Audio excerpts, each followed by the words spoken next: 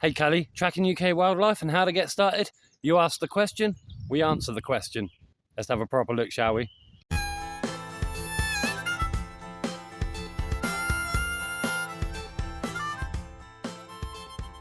So it all starts here, fence lines. Fence lines along any sort of country road will give you some sort of indication as to what's coming in and out of the woodland. Let's have a look at this. So on here we've got deer fur. Deer fur that's either going into the field or going across the road. Now the good thing with that is I know there's deer in this area just because of what's left on the fence. Wind today is blowing this direction, so what I'm going to do is I'm going to walk that direction. I don't want the wind being behind me because the animal's going to smell me. And as you might be able to see here, there's another highway there and there's one just behind me, and there's fur on the fence there too, and this is obviously heading towards some sort of water.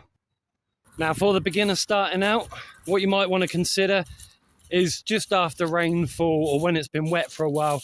I've made this video specifically today to make it so hard for me to try and teach you the best possible practices. So what I'm going to start looking for first is a water source, because as you may well know, or you might not know, the animals will typically, all animals, even us, will go in search for water. One of the main starting points is water.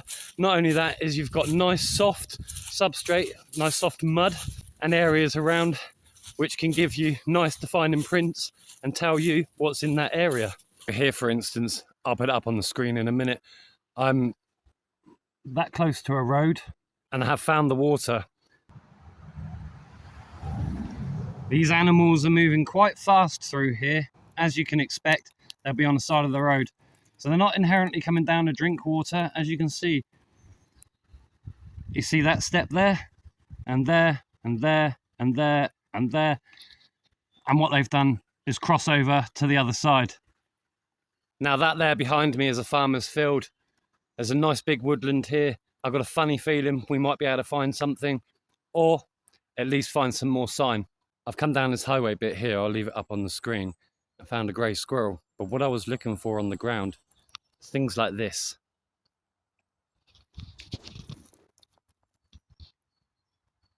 You see there? They're just there. And just down here. And little marks like that. And it all leads up to a feeding spot. Little feeding spots like this are great because not only can you tell that a squirrel has been here, is you can tell what sort of food that they're having at this time of year too. So it's a really good key identifier for finding certain animals that you're trying to find. So today, like with the grey squirrel, he's eating pine cones, he's eating acorns,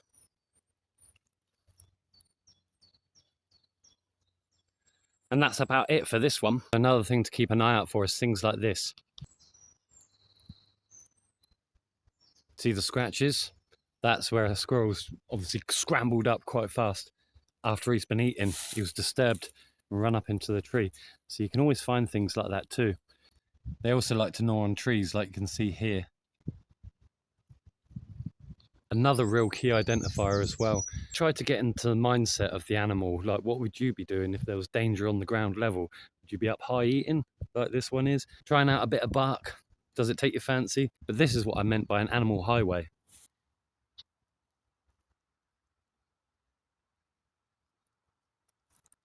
Now, as you can see with that, all the ground has been trampled down and it's a very thin line. And that says to me that the deer are using it constantly.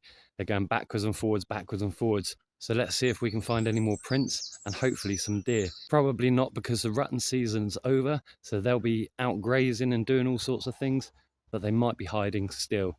Another thing to consider when you're walking around trying to stalk and track animals is think about the noise that you make on the ground. What sort of noise are you making? Typically, you don't want to be walking flat feet. I'm going to show you with the microphone up full whack, just so you can see the difference how I would walk as opposed to how somebody going for a walk in the countryside would walk.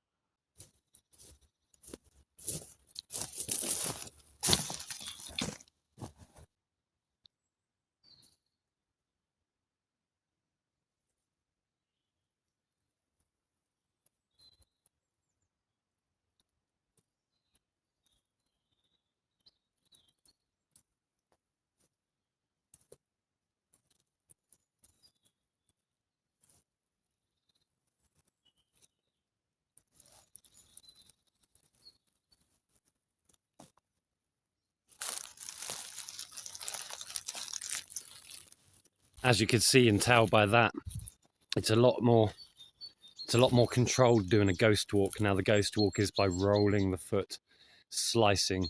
Some people call it slicing, some people call it ghost walking. But no matter how quiet you try and be, as you heard, it's inevitable. You're always going to make noise.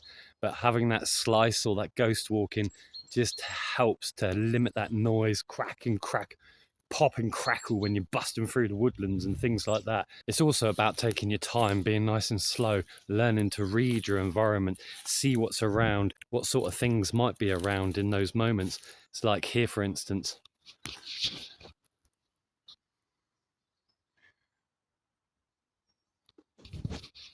We've got another deer sleep spot down there. As you can probably tell, there's some prints down there. Let's go and have a look at them.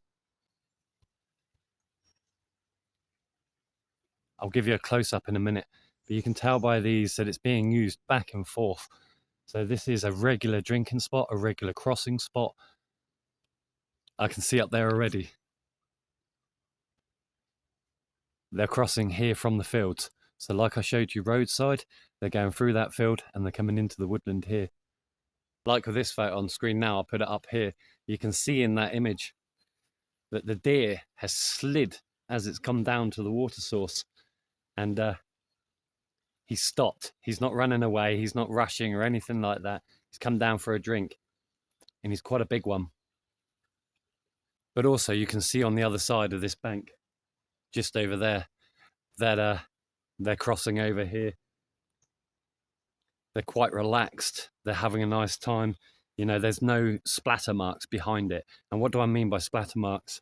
Just here, for instance, if he was running and you can see his toes coming in this way, all of this here would be kicked up. You know, it'd be looking like that. That would be a sure sign that they're in a panic. But they've taken their time. They've had a nice time. I've just had to drop my voice lower because I can hear something walking around. I'm hoping it's a deer. And one thing to always remember, if you can, is try not to walk over the animals' tracks, over their signs and where they go.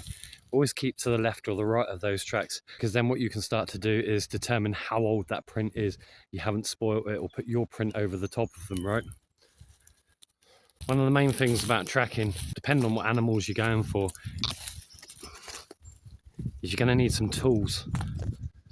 Now, the only tools you really need as a beginner is your eyes, a good ear, and maybe your phone. I say your phone, that's so you can take down notes, take photos without having to take casts of things that you don't know what you're looking for. There's apps out there that you can identify footprints over, hoof prints, anything like that.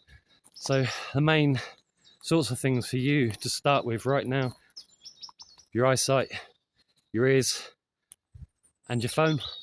Me, when I started to get my intermediate levels and things like that, I used, and still use,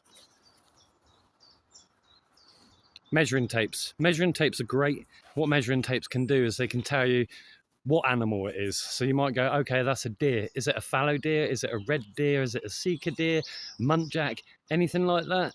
You know, so you can start to measure your print sizes. Foxes and badgers and things like that will also have their own distinctive prints, their own distinctive size between dogs and cats and all manner of things. But my most valued bit of kit out here is this. Now on here, you got pliers. So that can do for all manner of things, right? Tara and I have seen deer caught in fences before, and we've had to use the pliers on there to cut through the fence to let it through. And also, all fishermen out there will know what this is. You know what that is, but because of the numbers on there, the centimeters.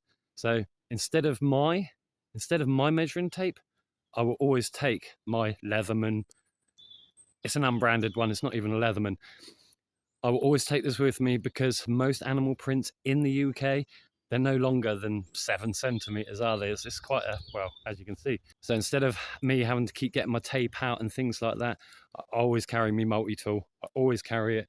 It's just quick and easy. Not only that, it's a good idea to research online so you can find out animal gaits. So how far that animal's typical stride print is. Things like that you want to start taking into consideration, because you can tell the difference whether it's a male, a female, if they're moving erratically. Some prints step over prints, you know, straight line walkers. If you have a look at your dog prints in your garden, you know, put some sand down, or if you've got a wet, muddy garden, watch how the dog prints work. They will typically step one over the other in a straight line. The straight line walkers, typically, they'll slightly move, but they're typically straight line. I will also carry a spot and scope, just because if I want to see anything up in the trees or anything at distance, it's an absolute winner for that. And obviously, I will always carry a notebook. Now, my notebook and my field notes will typically tell me where I've seen kill spots, where I've seen sightings of deer, fox, badger, hare, rabbit, things like that. All manner of different things. I will just write down in that what the wind was like that day, what the sun was like, if it was overcast, if it was raining, how old prints are in certain areas as well. So what I'll do is I'll put down a 6-figure grid reference, or even, we'll go a bit further with that one, a 10-figure grid reference, so I can pinpoint that exact location of where I found it. A lot of the time you will see me with a paper map, writing all sorts of things down. That's typically, I'm looking at what the animals are in that area, what were in that area, and how long ago they were. But do stay tuned for that one, because that'll be in the advanced video. But as this may be you just trying to start out, or even brushing up on old skills, I'll save that video for another time. Anyway, let's get back to it. I'm going to go up the way and see if we can find anything more. You see what I mean about this area? There's a kill spot right there. And a kill spot will tell me that there's a fox in this area. So not only do you have the deer coming through here, you got the squirrels, you got the foxes, you've definitely got the owls and all the other raptors. Being the height of the day on Wednesday right now, most of the deer are going to be out in the fields or anything like that. And the squirrels almost have like a little siesta, I think it's called a siesta sort of thing, in the afternoon. So they'll go up into the trees and just sleep and chill out, usually at the hottest point of the day. But you will find the odd one in the woodland scurrying around, and that squirrel will literally tell everyone that you're here. If you scare a squirrel or the pigeons and you get those sky pops, or sky bursts as I like to call them, your game's pretty much over. All animal heads will come up, they'll look around, and if they sense the danger, they'll run off. One of the other key things that I also look out for: shotgun cartridges. If there's a shotgun cartridge lying around, you know this area is going to be pretty much on point. They're going to be shooting. The deer are only going to be passing through here. They're not really going to be bedding down for the night. They don't feel too safe in this sort of environment, especially when there's poachers around or gamekeepers trying to keep the numbers and all that sort of jazz. So I'll carry on looking, but I'm not so hopeful now. I'm hearing a lot of pheasants. I'm hearing a lot of flapping, but yeah, just trying to keep nice low profile and just to carry on whether we see anything or not. It's about finding those prints, finding those areas you can write them down. But if you do manage to get out either this weekend, I mean, it's Wednesday today, if you manage to get out, take some photos, send them into the email, I'll leave it up on the screen, and with what you think it is, and we'll get back to you with what we think it is. Be a bit of a competition sort of thing, won't it? But otherwise, let us know down in the comments what your favorite animal is to track. Are you a proficient tracker? Are you a hunter or anything like that, especially like in America and Canada, Africa, whatever, wherever you are? Let us know down in the comments what your favorite animal is to track, spot, find, all those sorts of things. Another sort of thing I want to touch on is consider the clothing that you're wearing. Now, you get a lot of people going, oh, you need to camo up and you need this and you need that, and you basically need to disappear. Most animals, they'll see in different spectrums of light, and typically they'll see infrared better. It's a night vision. So if you've got somebody with a night vision camera, get them to take a look at your clothing. I'll show you what I mean by this.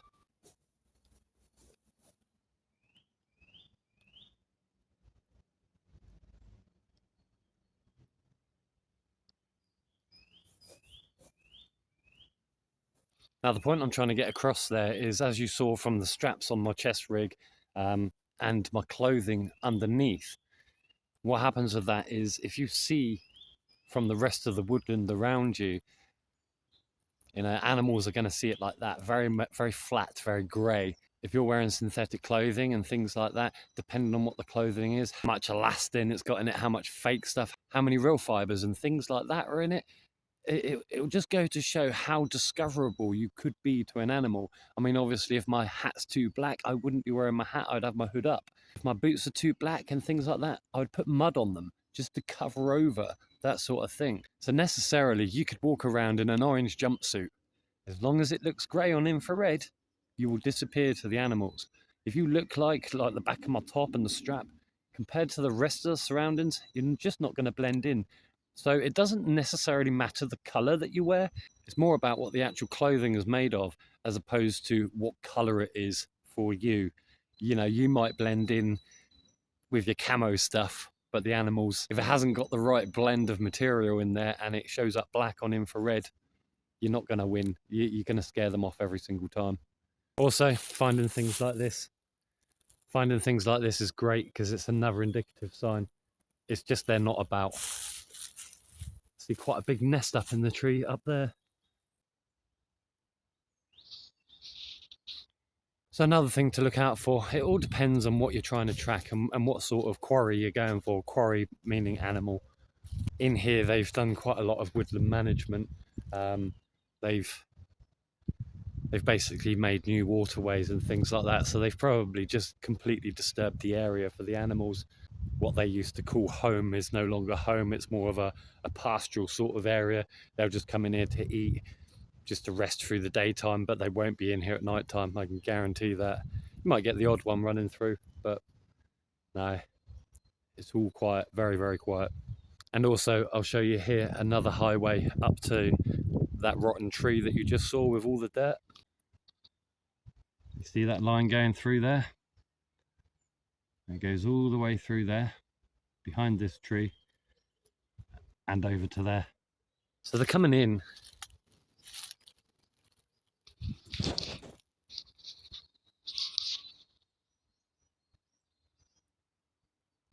Sorry, I just spotted a huge hare run off that sort of direction. What hares will typically do is they'll back against the tree, they'll put their ears in, they'll think thin, and you'll never see them until you're right on top of them. Sorry, I didn't get it. Yeah, he ran off up there. But yeah, that was nice. Anyway, well, what was I saying?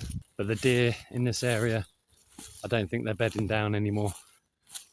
There's a couple of little signs of individuals, and they're probably new young bucks and stuff like that, trying to find their own way in life. You know, a young man's journey. And also, as we've seen, that they're trying to reshape the woodland at the moment as well. So that's going to be a little bit of a difficult one for nature to try and navigate.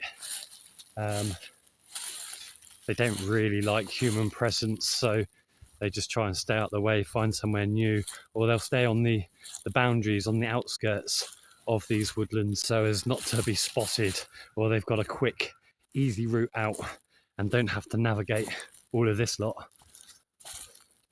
Anyway, Cully, thank you for being here with me today, and thank you for coming on this journey. I hope you've learned something. If there's something more you want to learn, leave some comments down there for me, and I'll try and make some videos surrounding that. Please know we're not moving to Canada or anything like that. We did say at the end of that video, that was cool. But if you'd want to know how we would navigate Canada or what sort of kit we would change, go check out the video before this. It's a good watch, I think. A lot of people thought we were moving to Canada. No, it was just a hypothetical comment led by a subscriber and member. So we thought, why not answer it in video form? But the UK is an absolute goldmine for all sorts of different animals, all sorts of different adventures, things to see, things to study, things to learn as well. So yeah, thank you again for being here, and until next time, happy hopping.